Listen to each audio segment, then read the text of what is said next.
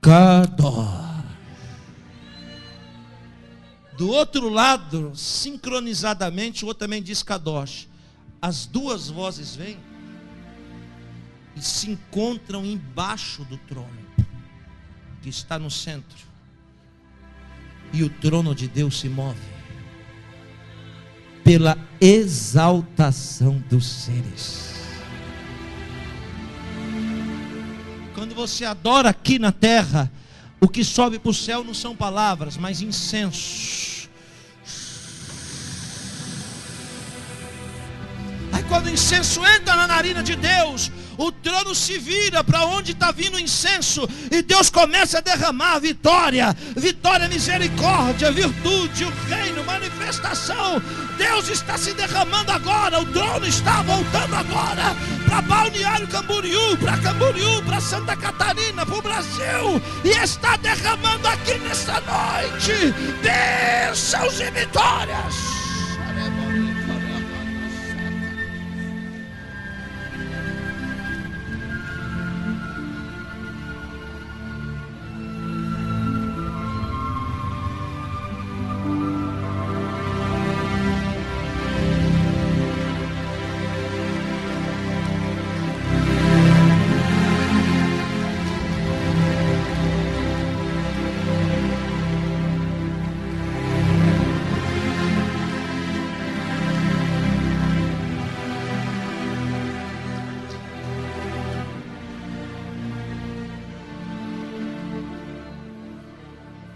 Vou prosseguir com a mensagem.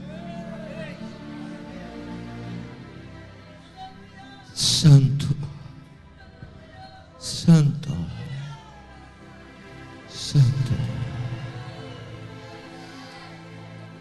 é o Senhor dos exércitos. Toda a terra está cheia da sua glória. No próximo versículo, Deus aciona o terceiro sentido. Tato. Aqui ele começa a sentir a terra tremer. Isaías. A visão se amplia e agora ele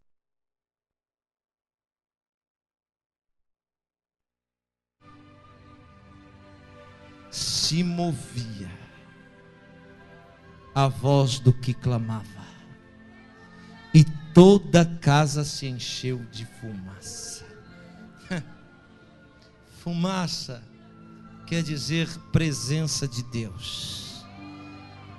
As bases do limiar do templo, eu estou falando do templo de Salomão, em Jerusalém, com paredes forradas de ouro. As bases do limiar, os sustentáculos, redobre sua atenção por favor, que sustentavam o templo em pé. Quando lá no céu os seres diziam santo, o eco da voz dos seres fazia aqui na terra o templo tremer. Quando eles diziam santo, o limiar balançava. Santo, e o limiar balançava. Santo, e o limiar balançava. Santo, e o limiar balançava. Você está quieto? Está quieto? Quando você começar a dar glória a Deus, Deus vai começar a mover muita coisa na sua vida.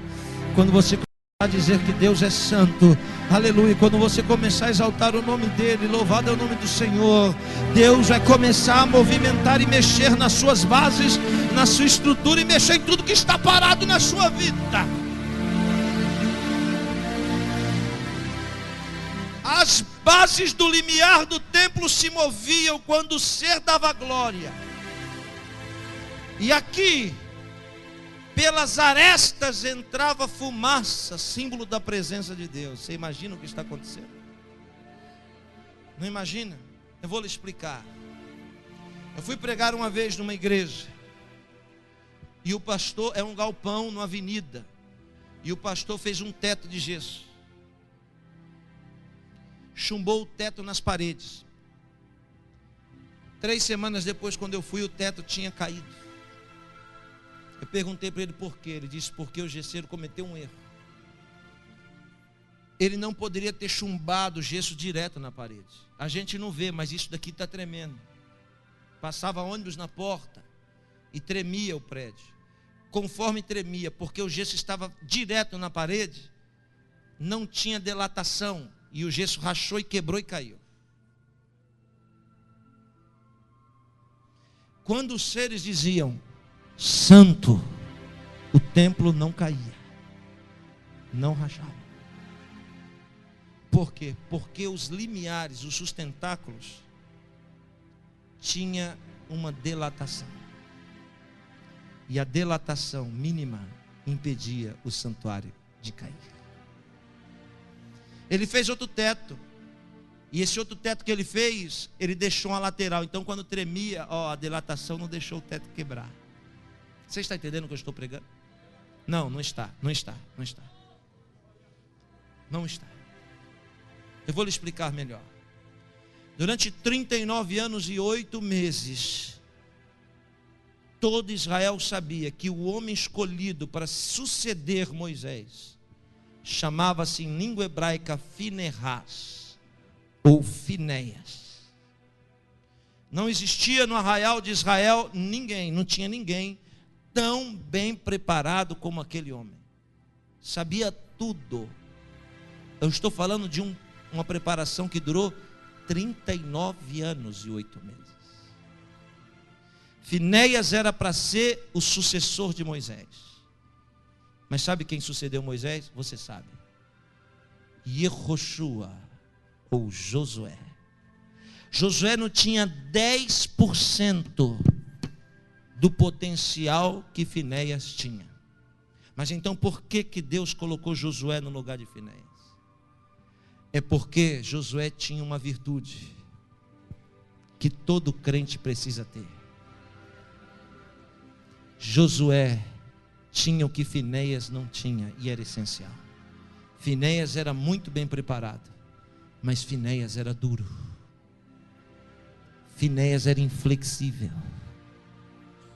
Josué não tinha todo aquele preparo, mas era um homem flexível. E quando você tem flexibilidade, as coisas não quebram e não caem na sua cabeça. Pela dilatação, reverendo, do templo, milimétrica. Preste atenção no que eu estou pregando. A Bíblia diz que o limiar do templo tremia. Quando o ser dizia santo, ele balançava. E por que não caía? Não caía por causa da dilatação. E mais, toda a casa se encheu de fumaça. Cada vez que a coluna dilatava por aquela milimétrica aresta, vazava a fumaça da presença de Deus. Deu para entender o que eu estou pregando? Cada vez que você for flexível, Deus vai vazar a presença dele na sua vida. Cada vez que você ceder, cada vez que você tiver flexibilidade, Deus vai fazer a presença dele entrar na sua vida, aleluia, e encher a sua vida de glória. Só quem crê recebe. Aqui pode abrir a boca e dar um grito de júbilo, exaltando o nome do Senhor.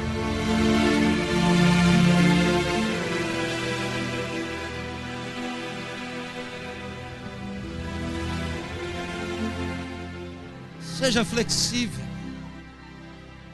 e a presença de Deus se manifesta na sua vida. Muitas das suas lutas foi porque você não foi flexível. Foi porque você quis ser igual Finéias, duro. Mas quando você manifesta aleluia, a presença de Deus vaza.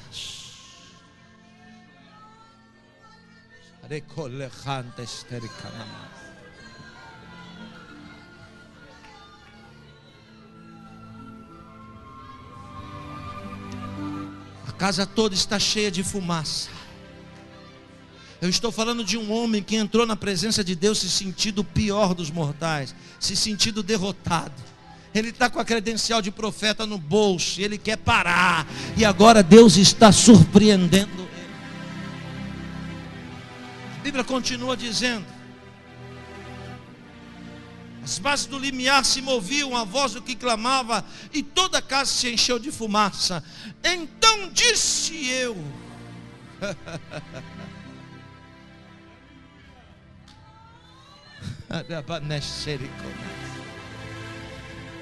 Então disse eu: ai de mim, estou perdido, porque sou um homem de lábios impuros e habito no meio de um povo de impuros lábios. E os meus olhos viram um rei, o Senhor dos exércitos. Só para você entender o que eu vou dizer, o verso seguinte diz: então um dos serafins voou para mim.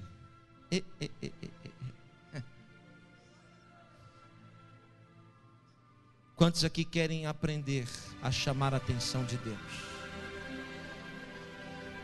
Quer aprender a chamar a atenção de Deus mesmo? Quer atrair a presença de Deus mesmo? Faça como Isaías. Assuma as suas responsabilidades. Isaías não fez que nem Elias. Quando Elias estava com medo de Jezabel, ele se escondeu na caverna. Quando Deus foi atrás dele, perguntou: você está fazendo o que aí? Olha o que Elias fala: ah, Deus, sabe o que é? É porque aqui só quem canta sou eu, só quem prega sou eu, só quem dá dízimo sou eu, aqui sou eu, é eu que abro, limpo e fecho a igreja. Ah, Senhor, sem mim o Senhor não pode fazer nada, eu sou a última Coca-Cola do deserto. E Deus diz: é conversa sua, Elias. Você que pensa que só tem você, eu tenho 7.000 que não beijaram os pés da estátua. O que Elias faz? Elias joga as responsabilidades dele para os outros. Ele diz: ai Deus, sabe por que eu estou aqui? Porque o teu povo Israel. Agora veja Isaías. Isaías chama a responsabilidade para ele e diz: ai de mim, estou perdido, porque eu sou.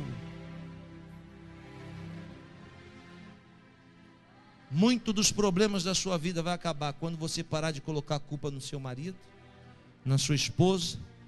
A culpa, o problema da sua vida não são os seus filhos, não é o seu patrão, não é o presidente da república, não é a chuva. O problema da sua vida não é Deus, não é a igreja, não é o pastor. O problema maior da sua vida é você mesmo. Quando você tiver a grandeza de reconhecer que você é o problema de você, aí Deus começa a mudar a sua história. Isaías chama a responsabilidade para ele, não fica botando a culpa nos outros, não. Ele diz: ai de mim, estou perdido, porque eu sou um homem de lábios. Quando nós chamamos a nossa responsabilidade, isso chama a atenção de Deus. O que aconteceu? O ser que está aqui, ó, santo, santo, santo, santo, santo, quando vê o mortal manifestar tamanha grandeza, o ser faz isso aqui, ó. Olha para Isaías. Você tem que cobrir o rosto só para olhar para o trono, mas ele pode olhar para qualquer lugar. E quando Isaías lá embaixo chamou a atenção, o ser fez isso, ó, olhou para ele. Aí é que eu acho que Isaías ficou com muito medo. Um ser terrível daquele olhou. Aí ele prossegue dizendo: então um dos serafins voou para mim, trazendo na mão a brasa viva que tirara do altar com a tenaz, com a brasa toca os meus lábios e diz: eis que purificados estão os seus pecados.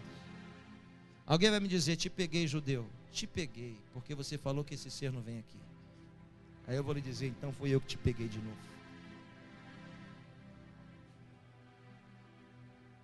Você não percebeu desde o começo que Deus estava preparando o território para aquele ser vir na terra? A ponta da veste, quando desceu, deixou um rastro como de um meteoro. É muito forte, né, irmão? Eu não sei se vocês conseguem imaginar o que eu imagino. Quando a veste desce, ela deixa um rastro de glória, um tubo, como se fosse um tubo de glória, um rabo de um foguete. E onde ela foi passando, ela abriu uma dimensão. Quem está me entendendo, diga-me. Quando o prédio balança e enche de Shekinah, Shekinah é a presença de Deus. Você vai ver a Shekinah com clareza quando você adentrar as mansões celestiais. É só a presença de Deus que paira. A parcela vai naquele lugar do planeta, e Deus vai dimensionando aquele lugar. Isso quer dizer que aquilo ali não era mais a terra, mas era um pedaço do céu na terra.